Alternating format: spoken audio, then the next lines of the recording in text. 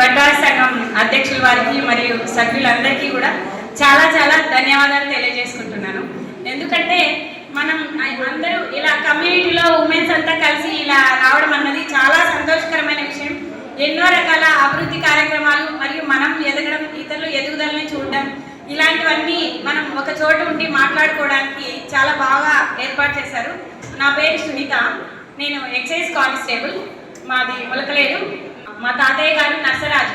First of all మాకు inspiration అన్నది మేము ఇలా ఎదగడానికి కారణం మా తాతయ్య గారు అంటే చెప్తాను. కొంచెం అయిపోతుంది, ఎందుకంటే తాతయ్య వినయం, వినమ్రత, ఎవరైనా మనకి ఎంతటి వాళ్ళు తక్కువ వాళ్ళు వచ్చినా ఎక్కువ వాళ్ళు వచ్చినా అందరినీ ఒకే విధంగా. తాతయ్య టీచర్గా ఉంటూ కూడా పొలం పనులు చేసేవాళ్ళు. మాకు పశువులు ఉండేవి, ఆ పశువుల దగ్గరికి వెళ్ళి తనే, అంటే ఇప్పుడు మాకు పని చెప్తే మేము చేయమని చెప్పేసి తనే వెళ్ళి చేసేవాడు. మనం చేయమంటే అది మనకు కష్టం అనిపిస్తుంది, అందుకనే అని చెప్పి తనే చేసేవాడు. తను చేసి ఇప్పుడు మనం పెద్దతను చేస్తున్నాడు కదా, మనం ఎలా చేయకూడదు అని చెప్పి మనం అంటే అలా మాకు నేర్పించేవాళ్ళు. ఫస్ట్ ఏదైనా పని మాకు చెప్పకుండా తను చేసేవాడు. దాని నుంచి చాలా నేర్చుకున్నాం మేము. తర్వాత జీవితంలో ఒడిదుడుకులు వస్తే ఎలా తట్టుకోవాలి, బాధలు వచ్చినా ఎలా తట్టుకోవాలి, కష్టాలు వచ్చినా ఎలా తట్టుకోవాలి, పొదుపు అనేది చాలా మరీ ముఖ్యంగా నేర్చుకున్నాము. ఇతరులకి గౌరవం ఇవ్వడం కానీ చాలా విషయాలు, అంటే ఒకటి కాదు రెండు కాదు అన్ని విషయాలు. ఈరోజు నేను ఒక సింగిల్ ఉమెన్, మా హస్బెండ్ యాక్సిడెంట్లో చనిపోయాడు. ఇప్పుడు నిలబడగలిగాను అంటే అవిద్య జ్ఞానం మాత్రమే, అందుకని కొంచెం ఎమోషనల్ అయ్యాను. తర్వాత మా అవ్వగారు, మా నాన్నమ్మ గారు నాయకత్వ లక్షణాలు చాలా నేర్చుకున్నాను. ప్రతి మనిషిలోనూ నెగిటివ్స్ ఉంటాయి, కానీ ఆ నెగిటివ్ కాదు, వాళ్ళల్లో ఉన్న పాజిటివ్ వల్ల వాళ్ళకి అది పాజిటివ్ నెగిటివ్ రెండు వచ్చు. కానీ నేను మాత్రం ఆ మనిషిలో పాజిటివ్స్ తీసుకొని ఆ పాజిటివ్ లక్షణాలు మనలోకి ఇన్కల్కేట్ చేసుకుంటాను. నా ఎదుగుదలకి ముఖ్య కారణం ఎవరైనా కావచ్చు, అది అందరూ నేర్చుకోవాలి. ఎందుకంటే మనం ఎప్పుడు ఎదుటి వాళ్ళని తప్పులు నేర్చుకుంటా పోతే అలాగే కనిపిస్తారు వాళ్ళు. వాళ్ళలో ఉన్న పాజిటివ్, గొప్ప వ్యక్తిలో కూడా నెగిటివ్ ఉంటుంది.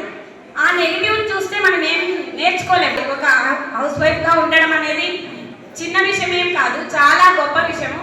మీరు అంత మంచిగా హౌస్ వైఫ్గా ఉండి మీ హస్బెండ్స్కి, మీ ఇంట్లో వాళ్ళకి సపోర్ట్ చేస్తున్నందుకే వాళ్ళు బయట అన్ని పనులు చేయగలుగుతున్నారు.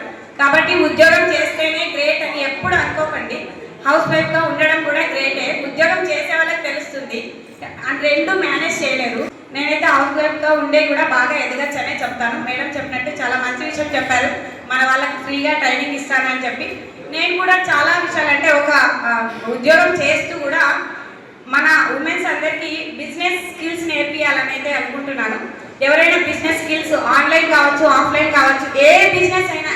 బిజినెస్ అంటే ఒక పెద్ద మనం 5 లక్షలు 10 లక్షలు పెట్టాలి అని కాదు. జీరో ఇన్వెస్ట్మెంట్ నుంచి మీ దగ్గర 10,000 ఉన్నా ఆ 10,000తో మనం ₹1,00,000 ఎలా సంపాదించాలి అనే విషయాల గురించి చాలా స్పష్టంగా, చాలా క్లియర్గా ఆఫ్లైన్ అండ్ ఆన్లైన్ నేను నేర్పుతాను, ఫ్రీగా నేర్పుతాను. ఎవరికైనా వాళ్ళు బిజినెస్ చేసుకోవాలంటే వాళ్ళకి ఎక్కడ తక్కువ దొరుకుతుంది అవి కూడా మనం సజెషన్ ఇస్తాము, వెళ్ళి చేసుకోవచ్చు. ప్రతి ఒక్కరూ ఉద్యోగం ఉన్నా ఉద్యోగం లేకపోయినా అస్సలు బాధపడకండి. మనం ఖచ్చితంగా అందరూ మంచి స్కిల్స్ నేర్చుకుని ఉమెన్ ఎంటర్‌ప్రెన్యూర్స్గా ఎదగాలనేదే నా ఉద్దేశం. మహిళ బాగుపడితే కుటుంబం బాగుపడుతుంది, కుటుంబం బాగుపడితే సమాజం బాగుపడుతుంది, సమాజం బాగుపడినప్పుడు ఆటోమేటిక్గా మన దేశ అభివృద్ధి అనేది ఖచ్చితంగా జరుగుతుంది.